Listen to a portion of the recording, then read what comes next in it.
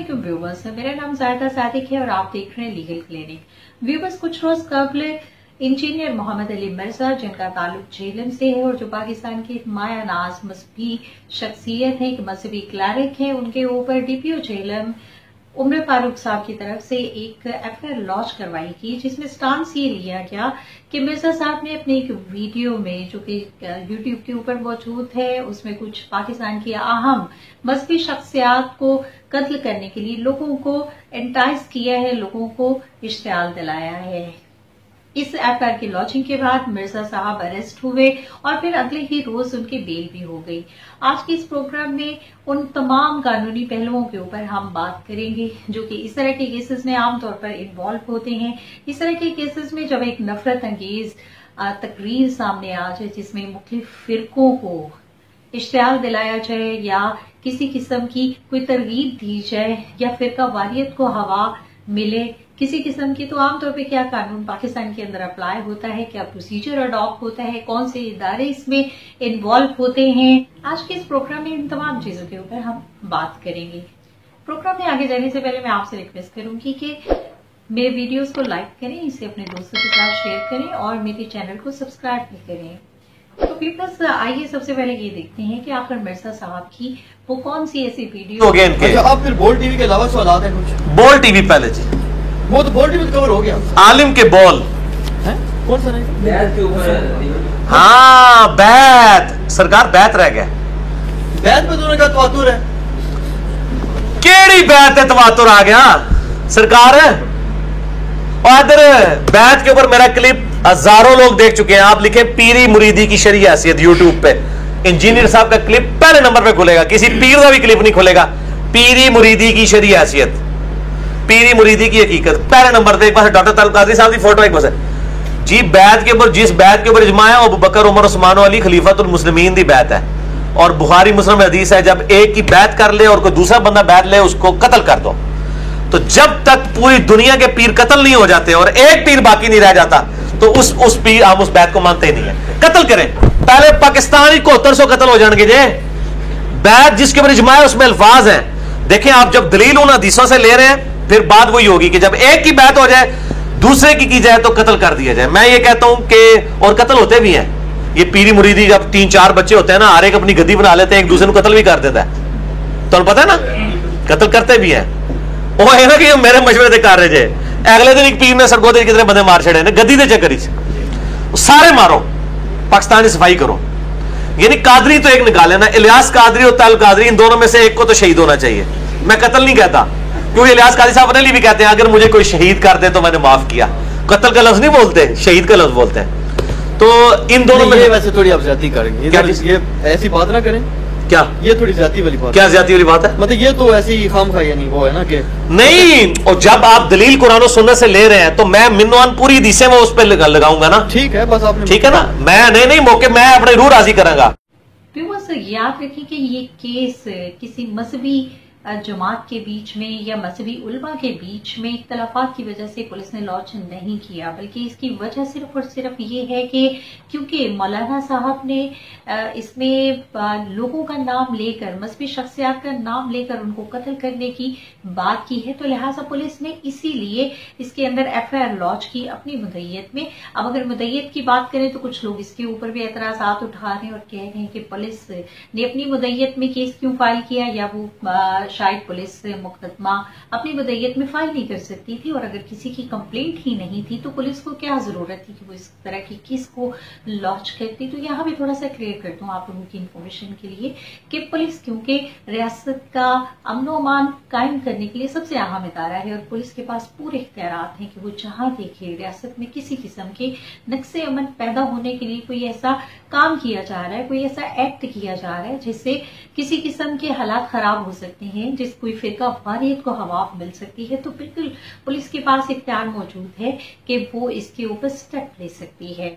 और अब अगर उस सेक्शन की बात करें जिसके तहत ये एफआईआर लॉन्च की गई है, तो वो सेक्शन है 153 ऑफ पीपीसी। इस सेक्शन के अंदर ये कहा गया है कि कोई भी शख्स जो कि तहरीरी तौर पर, जुबानी तौर पर या इशारों कराया में या किसी भी तरीके से लोगों के बीच में किसी किस्म की कोई फिरका वारियत को हवा देने के लिए बात करे, लोगों को इश्तियाल दिलाए, तो उस शख्स के ऊपर इस दफा का अतलाक होता है। और कानून के मुताबिक ये ऑफेंस इन नेचर ये कॉग्निजेबल है, उसके अलावा ये नॉन बेलेबल है और नॉन कंपाउंडेबल है। इसकी सजा कानून ने 5 साल रखी हुई है, प्लस इसके साथ फाइन भी है। कानून पर हमने बात की कि बेसिकली सेक्शन 153 जो कि मिर्जा साहब के ऊपर लगाया गया वो है क्या। अब हम ये भी जानते हैं कि मिर्जा साहब को जब अरेस्ट किया गया और फिर उनका 14 रोज का जुडिशल रिमांड हुआ, रिमांड के अगले ही रोज मिर्जा साहब की बेल भी हो गई। अब अगर देखा जाए तो बाय नेचर तो जो ऑफेंस है वो हीनियस है, तो मिर्जा साहब की बेल क्यों हो गई, क्या इसमें कोई कानूनी सुकम था, इसके ऊपर बात करते हैं। और पुलिस से जो गलती हुई उसके ऊपर भी बात करते हैं। अब जो अदालत ने मिर्जा साहब की बेल अलाउ की, अगर ऑर्डर के ऊपर हम एक थोड़ा सा रिव्यू डालें तो वो अदालत इसमें लिखती है कि जो सेक्शन 153A है इसका प्रोसीजर 196 CRPC में लिखा हुआ है, जिसके मुताबिक एक शेड्यूल ऑफेंस है और पुलिस ने इसको अपनी वदयत में लॉन्च किया, जबकि उससे पहले पुलिस के ऊपर लाजिम था कि वो सूबाई या फेडरल गवर्नमेंट के किसी ऑथराइज्ड ऑफिसर के जरिए से इसे लॉन्च करवाती। पुलिस ने क्योंकि ये प्रोसीजर अडॉप्ट नहीं किया, लिहाजा अदालत ने इसके ऊपर लीनियंट व्यू लेके और कानूनी सुकम देखते हुए इसमें बेल अलाउ कर दी। अब हम उस कानूनी सुकम की भी बात करते हैं जो कि बेसिकली मिर्जा साहब की जमानत का बाइस बना, क्योंकि अगर ये सुकम मौजूद ना होता तो पॉसिबल था कि मिर्जा साहब की इतनी आसानी से बेल ना होती। हम बात करते हैं कि बेसिकली आखिर ऐसा कानूनी सुकम क्या था। बेसिकली कानून ये कहता है कि अगर कोई शख्स किसी किस्म की ऐसी नफरत अंगेज तकरीर करे और फिर उसके बाद उसे किसी इलेक्ट्रॉनिक डिवाइस के जरिए से या किसी इंफॉर्मेशन सिस्टम के जरिए से अगर डिसैमिनेट करता है, लोगों तक पहुंचाता है, जिसे फिरकावारियत को हवा मिलती है, जिससे लोगों के बीच में हेट फैलता है, ग्रुपों के दरमियान तसादुम होने का किसी किस्म का खतरा होता है कि एहतमाल होता है, तो ऐसी सूरत में prevention of electronic crimes act 2016 की दफा 11 जो कि हेटफुल स्पीच को डील करती है वो डील होता है।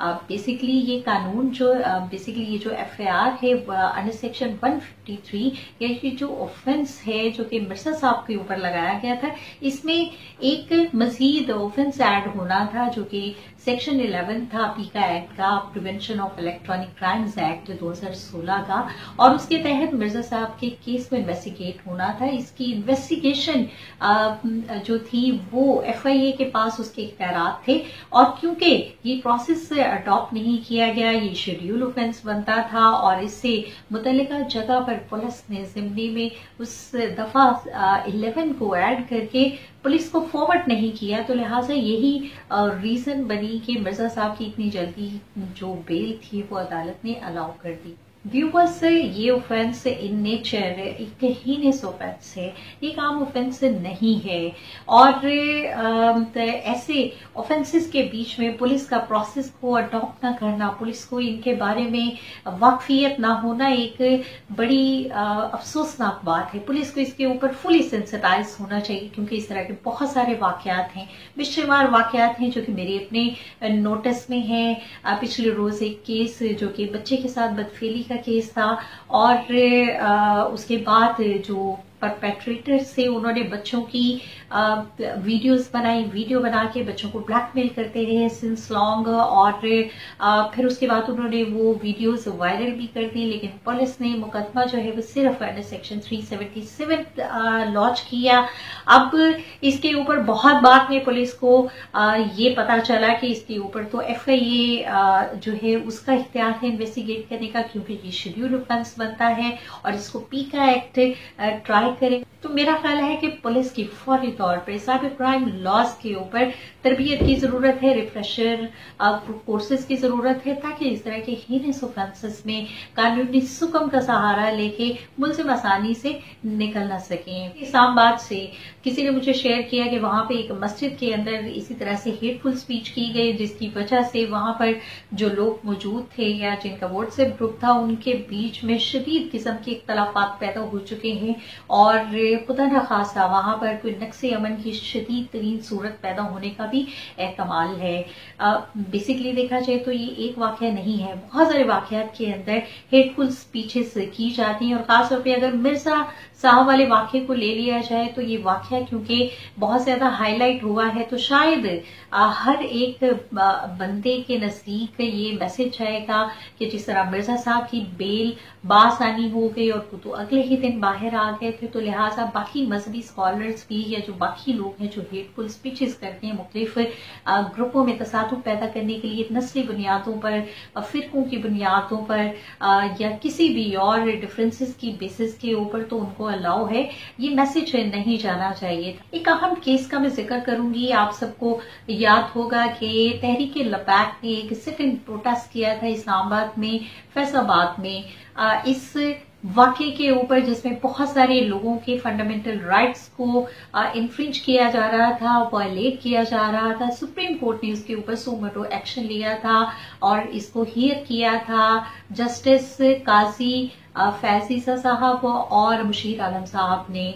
इस सिटिंग प्रोटेस्ट के अंदर एग्रेशन शो करवाया गया, लोगों ने जो प्रोटेस्टर्स थे उन्होंने काफी ज्यादा वायलेंस भी की और उसके अलावा जो मस्बी स्कॉलर्स थे, मस्बी जो लीडर्स थे, उन्होंने हेटफुल स्पीचेस की। जब ये सो मोटो एक्शन सुप्रीम कोर्ट ने लिया तो उसके बाद सुप्रीम कोर्ट ने आड़े हाथों लिया इस तरह के जो परपेट्रेटर्स थे जिन्होंने वायलेंस की या जिन्होंने इस तरह की हेटफुल स्पीचेस की। पैमरा को आड़े हाथों लिया गया और उनसे जवाब तलब किया गया। उसके अलावा जितने भी हुकूमती रेलिवेंट इदारे हैं उनको अहकामात जारी किए गए कि वो prevention of electronic crimes act के तहत जो हेटफुल स्पीचेस हुई हैं, वो जितनी लाइबल लोगों ने की हैं, उनके खिलाफ सख्त इक़दाम किए जाएं। व्यूअर्स, हेटफुल स्पीच एक हीनस क्राइम है और prevention of electronic crimes act में इसकी सजा 7 साल रखी गई है, फाइन रखा गया है और दोनों सजाएं इकट्ठी भी दी जा सकती हैं। तो व्यूअर्स, हमने जाना कि सेक्शन 11 ऑफ पीका एक्ट, जिसका इत्लाक मिर्जा साहब के केस के ऊपर भी होता है, एक हीनस ऑफेंस है और पाकिस्तानी कानून ने किसी भी शख्स को ये इजाजत नहीं देता कि वो मासूम आवाम को वर्गलाए, इश्तियाल दिलाए किसी भी बेस के ऊपर। तो लिहाजा अगर कोई शख्स ऐसा करता है तो उसको कानून को फेस करना पड़ेगा। मिर्जा साहब का केस FIA का केस बनता है और ऑब्वियसली ये वहीं पर फॉरवर्ड होगा।